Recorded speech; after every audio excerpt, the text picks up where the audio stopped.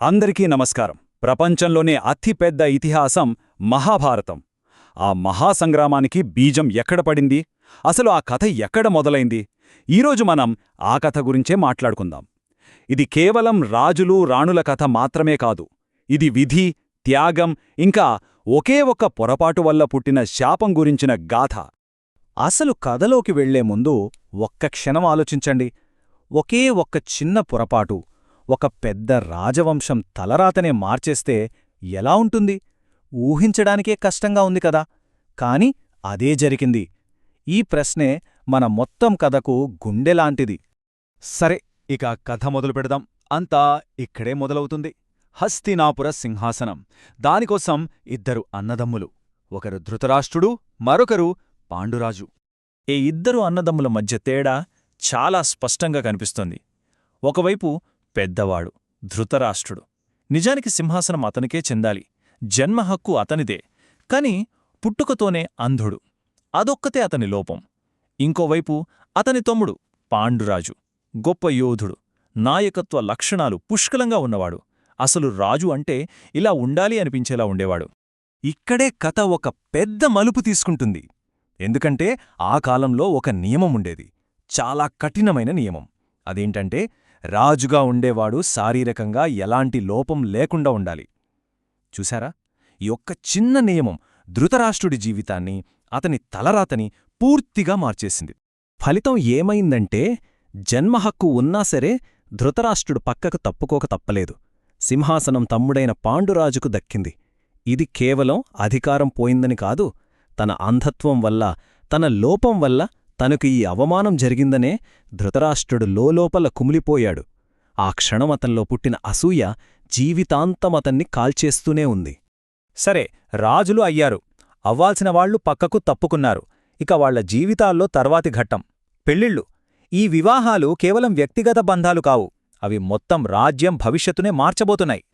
రాజు అయ్యాడు కదా, పాండురాజు తన రాజ్యాన్ని ఇంకా బలంగా చేసుకోడానికి కుంతి, మాద్రి అనే ఇద్దరు రాకుమార్తెలను పెళ్లి చేసుకున్నాడు. ఆ రోజుల్లో ఇది చాలా మామూలు విషయం. మరి ధృతరాష్ట్రుడి సంగతేంటే? రాజు కాకపోయినా అతనికి కూడా పెళ్లి ఏర్పాటు చేశారు, గాంధారదేశపు రాకుమారి గాంధారితో. అయితే ఇక్కడే గాంధారి తీసుకున్న ఒక నిర్ణయం అందరినీ నివ్వెరపరిచింది. తనకి కాబోయే భర్త పుట్టుకతో అంధుడని తెలిసిన వెంటనే ఆమె ఒక ప్రతిన పూనింది. నా భర్త ఈ లోకాన్ని చూడలేనప్పుడు నేను కూడా చూడను. ఇది కేవలం చెప్పిన మాట కాదు, జీవితాంతం పాటించిన ఒక కఠోర శపథం. ఆ మాట నిలబెట్టుకోవటానికి జీవితాంతం ఆమె తన కళ్లకు గంతలు కట్టుకునే ఉంది. తన భర్త చీకటినే తను పంచుకుంది. ఇది ఎంత గొప్ప భక్తో, ఎంత గొప్ప త్యాగమో కదా. కాని బహుశా ఈ త్యాగమే భవిష్యత్తులో తన కళ్ల ముందే జరగబోయే అన్యాయాలను కూడా చూడకుండా ఆమెను అంధురాల్ని చేసిందేమో. ఇక పాండురాజు పాలన అద్భుతంగా సాగిపోతోంది.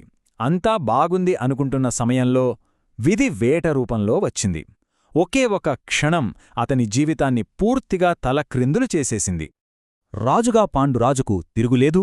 అతని కీర్తి నలుదిశలా వ్యాపించింది. గొప్ప యోధుడు, ప్రజలందరూ ఇష్టపడే రాజు. కాని ఒక్కోసారి మనకున్న అతి గొప్ప నైపుణ్యమే గర్వానికి, ఆ తరువాత పతనానికి దారితీస్తుందేమో. అలా ఒకరోజు వేటాడుతూ అడవి లోపలికి వెళ్ళాడు. ఆ ఉత్సాహంలో ఏకాంతంగా ఉన్న 2 జింకలు కనిపించాయి. అంతే, తన విలువిద్యా నైపుణ్యాన్ని ప్రదర్శించాలన్న ఆవేశంలో ఒక్క బాణం వేశాడు. 2 ఒకేసారి నేలకొరగాయి. కాని పాపం అతనికి తెలీదో అవి మామూలు జింకలు కావని. ఆ రూపంలో ఉన్నది కిందమన అనే ఋషి, ఆయన భార్య. చనిపోయే ముందు ఆ ఋషి కోపంతో పాండురాజుకొక భయంకరమైన శాపమిచ్చాడు. ప్రేమలో ఉన్న జీవులను చంపావు కాబట్టి నువ్వు ఎప్పుడైనా ఏ స్త్రీనైనా ప్రేమతో తాకితే ఆ క్షణమే మరణిస్తావో. ఈ శాపం ఎంత భయంకరమైందంటే అది పాండురాజును బ్రతికుండగానే చంపేసింది. ఆలోచించండి, అతను రాజు కాని తన వంశాన్ని ముందుకు తీసుకెళ్లాడు. అతనికి భార్యలున్నారు కాని వాళ్లని ప్రేమగా కౌగిలించుకోలేడు. దీన్నే కిందమఋషి శాపమంటారు.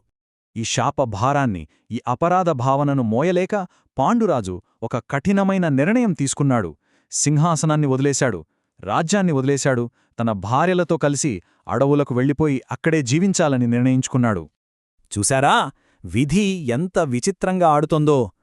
ఏ సింహాసనం తనకు దక్కలేదని ధృతరాష్ట్రుడు జీవితాంతం బాధపడ్డాడో అదే సింహాసనం ఇప్పుడతని తమ్ముడు దురదృష్టం వల్ల వచ్చి తన చేతిలో పడింది. పాండురాజు స్థానంలో ధృతరాష్ట్రుడు తాత్కాలిక రాజుగా బాధ్యతలు స్వీకరించాడు. ఇక ఇప్పుడు కథ తరువాతి తరానికి మారుతోంది. ఒకవైపు రాజభవనంలో ఒక కుటుంబం, ఇంకోవైపు అరణ్యంలో మరో కుటుంబం. తెలియకుండానే ఈ రెండు కుటుంబాలు ఒక మహాసంగ్రామానికి రంగం సిద్ధం చేస్తున్నాయి.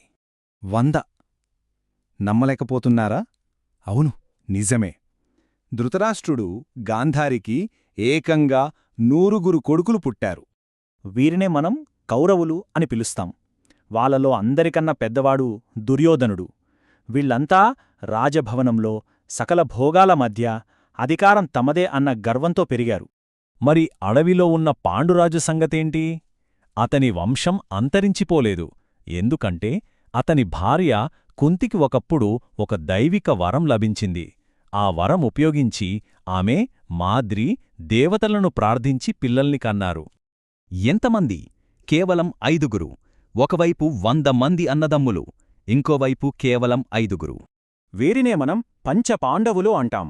యుధిష్ఠిరుడు, భీముడు, అర్జునుడు, నకులుడు, సహదేవుడు. వీళ్ళు అడవిలోనే పెరిగినా ధర్మాన్ని, శాస్త్రాలను నేర్చుకుంటూ పెరిగారు. హస్తినాపుర సింహాసనం మీద తమకు హక్కు ఉందని వాళ్లకు కూడా తెలియదు. ఇప్పుడు చెప్పండి, అసలు సమస్య ఇక్కడే మొదలైంది. రాజభవనంలో అల్లారుముద్దుగా పెరిగిన 100 మంది యువరాజులు ఒకవైపు, అడవిలో ధర్మబద్ధంగా పెరిగిన 5 యువరాజులు ఇంకోవైపు. ఇంతకీ ఆ హస్తినాపుర సింహాసనానికి, ఆ రాజ్య భవిష్యత్తుకు నిజమైన వారసులు ఎవరు? ఈ ఒక్క ప్రశ్నే చరిత్రలోనే అతి పెద్ద యుద్ధమైన కురుక్షేత్ర సంగ్రామానికి దారితీసింది.